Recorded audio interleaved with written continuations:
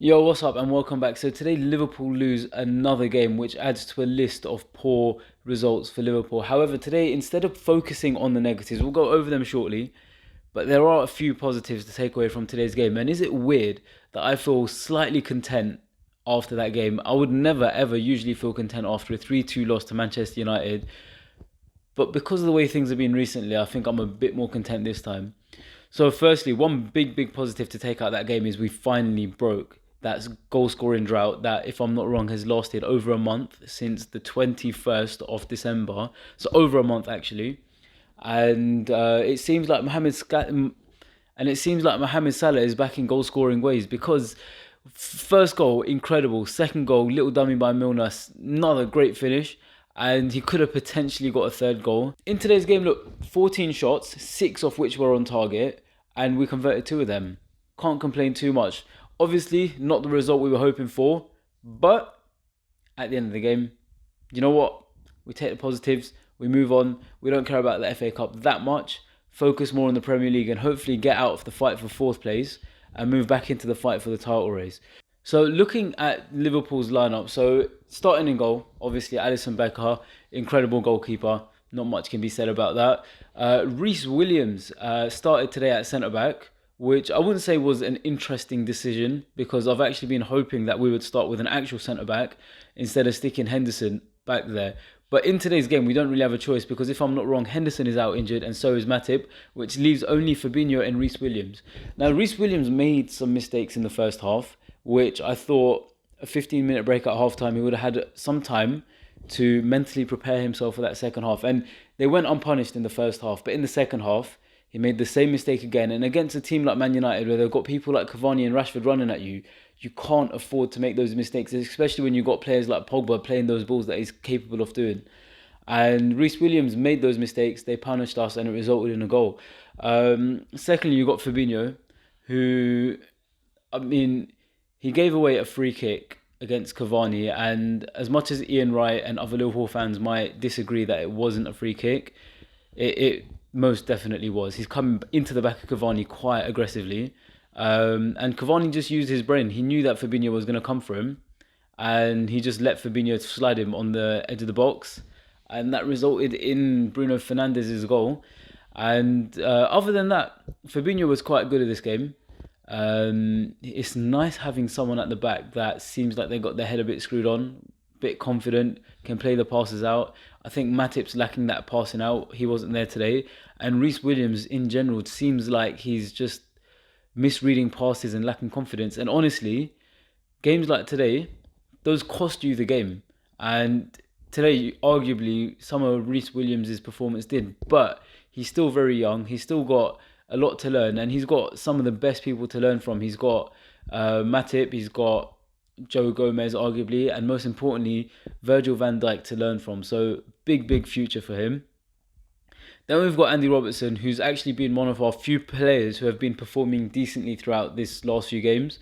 And today, I wouldn't say he was at the peak of his performances, but quite a standard performance from him. Not as many balls into the box as I was hoping, but it seems like we're going for a more direct style of play. One thing I did notice today is Curtis Jones running forward, and instead of Robertson overlapping, he would underlap, so run on towards the inside of the pitch. That not only gives the option for Curtis Jones to whip it into the box, but it gives him the opportunity to pass it to Robertson and attack more from the middle, because I think we learnt against Burnley that you can put a million crosses in. It's not going to make a difference if we're not winning them. And again, today we just weren't winning many of those balls into the box. After that, you got Trent Alexander-Arnold, who has been under a magnifying glass by all fans, including Liverpool fans and non-Liverpool fans, because he has been far from his best. And we know what he's capable of. Like, Trent Alexander-Arnold he's one hell of a player when he's on form. But recently, the confidence has dropped, and I mean, some Liverpool fans would suggest that he's got a bit too big for his boots. I think that you got to realise he's a young guy. I'm 25 years old, and I would struggle with that kind of pressure. I don't even know how old he is. He's young though. He's younger than 20, and he's achieved so much in his career already, and he's managed to deal with some of the highest pressures of the game. And this is just one of them. This is a team like Liverpool, where all 11 players seem to be a bit off form, and more Trent than any of the other players, but you got to realise he's a young kid. Take it easy on him. He just needs the right push in the right direction, and I can trust Klopp and Henderson to push him in the right direction. And as soon as he's out of this slump in his confidence and performances, we'll be back to normal Liverpool. And then we had James Milner start, and I don't remember the last time James Milner started a game, but I mean, he is a player that's meant to bring experience to the team, and he does, and he did, and he brought confidence to the team. But I don't expect a player like James Milner to make the mistake that he did, where he tried to header the ball and completely misread it. He was never reaching that, and instead of jumping for the header, he should have chased, I believe it was Rashford for the first goal. He should have chased him down and probably, I don't know, added a bit of pressure, and maybe that would have caused Rashford to miss the target. But headering the ball gave Rashford all the space in the world, and because he completely missed it, I mean, pointless if you ask me. But other than that, James Milner had an opportunity to score, and I liked the way Klopp decided to push Milner further up the pitch. It made a big impact forward, and I don't think it's so much Milner's like footballing ability, more his understanding of tactics and his physical ability that impacted the attacking performance of our team. Then we had Wijnaldum, who I love, but I would hate to see him go. And today, a bit more quiet than usual. Thiago, who again, like, look, when Thiago came to Liverpool, he was phenomenal, and he, like, you just watch him. Like today, he did this one dummy where he fakes right and cuts left, and he just completely sold the United midfielder. And I love when he does stuff like that. But he's there to either make an assist or to assist an assist, and today that's just not happened. And he either, like I said in my last video, he either needs to learn to play better with players like Mohamed Salah, who are making those runs behind, with Mane, who's making that run in behind the defence, and learn to get those passes in like Shaqiri does. And he's only done it once today, and it didn't quite make its target. But I just there needs to be some sort of play. Like, they need to start unifying a little bit and start playing as a unit. Either he needs to make a partnership with someone like Salah or someone like Mane, so he can play those passes in, or he's there to assist the assist, in the sense that he's there to give someone like Firmino the ball so that they can set up Salah or set up Mane to score the goal. And we're not seeing that connection yet on our team. And I think when you've got someone like Thiago, who's played like at teams like Bayern Munich, and he's been on top of the world, you expect a bit more from him. And just a small criticism of his play, and I don't know if it's his fault or it could just come down to the coaching team and management, that we need to somehow find a way to connect these players, because having Thiago on the pitch is fantastic, but if he's not doing what we need, which is assists or resulting in something that causes a goal, then there's not much point having him there. And then we've got Roberto Firmino, who today picked up 2 assists, and first half not on his game. Simple as that. I just don't think that was... I mean, that's the Firmino we've seen of recent, and it's not good enough. And we know... Remember when Firmino first came into Liverpool and he started breaking into the first team and everything? He was phenomenal. Like, he used to be... I describe him as a pit bull, because anytime any of the opposing defenders get the ball, he chases them down, closes it, quick closing, high press, all sorts of stuff. But we're not seeing that so much from Firmino, and we saw it a bit in the second half, and you could see the confidence it brought to his game. That I can't remember who it was now, but he lost the ball to someone and immediately chased them down, won the ball back, and it affected his game so much. The following 5 to 10 minutes, you saw a better Firmino until he came off. And I feel he just needs to be a bit more involved in the football. He needs to look at 50-50s, that he's got the chance to win the ball, stop chickening out of them. And he needs to close down the attacking, the opposition defenders as quick as he can, because that's where we outclass teams, in our high press. Then we've got Mohamed Salah, who, thank the Lord, is back to goal scoring. He's finally found where the net is. 2 goals today. First goal was great. Second goal, nice little finish. Nothing too fancy, nothing too difficult, but that's what scores goals, and Salah's done that today.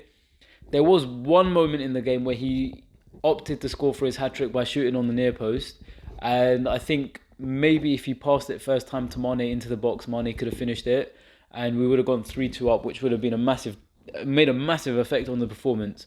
But didn't happen. He got his 2 goals, and to be honest, it's nice to see Salah back to what he's capable of. And then last on our first 11, we had Curtis Jones. And I'm usually a big critique of Curtis Jones. And I think usually if he's starting a game, about 60th, 70th minute, he starts to get clumsy, holds the ball for too long, makes mistakes. And on 2 occasions, that's cost us. The first time fans started abusing him, and the second time fans also started abusing him. And Liverpool, we're not the team, we're not the fan base that go around abusing our players. And I hate seeing it. But on games like today, someone as young as him, to try drown out that abuse, ignore the haters, and just get on with his game is difficult. And you guys are having an impact on what he's capable of. So I think the best thing we can do is get behind our players. And we saw that today. Curtis Jones, he got really involved in the play, made some great passes, broke down some of United's attacks. And that's what you love to see of him. Him and Robertson had a great link up. And, all right, maybe around the 70th to 80th minute, around the 70th to 80th minute, he was holding the ball for too long. He was breaking down our attacks, which it was obviously not his job. He needs to be a bit quicker on his passes. But way more positives from him today, and I just hope he develops on it. Then later on in the game, we had Sadio Mane, Origi and Shaqiri come on. Firstly, Mane, he seems still off form. He was a lot better today than he's been in recent games, but I don't know if just my expectation or my bar for him is too high, and I've seen him rip teams to shreds, like walk through defenders and make keepers look stupid, but we're just not seeing that from Mane. And I think maybe we're just a bit too used to it, and we expect it of him too much. But honestly, it would be nice to see Mane go back to his goal scoring ways, back to ways where he would just make teams look like school kids, honestly. And then Divock Origi, I mean, he only had 9 minutes to make a difference, and so did Shaqiri, and it wasn't enough time in the game. Origi wasn't too bad. He got straight stuck in, tried to do what he can, got involved in some of the passing, tried to push their defensive line back. I mean, not much more can be said than that. And Shaqiri came into the game, made an instant impact with one of the through balls he played. Unfortunately, Salah couldn't get onto the end of it. But I really like Shaqiri's... I don't know how to explain it. How he just quickly turns. As soon as he receives the ball, the first thing that comes to his head is to look for that through pass to Salah or to look for that attacking ball. And he set up Jota for the goal before Jota got injured. And I just feel that if there was someone in midfield with slightly better quality who could play those passes, and if Thiago was maybe just a little bit quicker, he could play those passes himself, and you can see the effect it has. And right now, we're trying to play crosses in front of the defensive line of the other team, or we're trying to make our final pass in front of their defensive line, which is why we're not converting our chances. And it's when we get behind, when we break through their lines, because of balls like Shaqiri's balls, or because of I can't remember who played that first ball, but it was an incredible assist, that first ball for the first goal.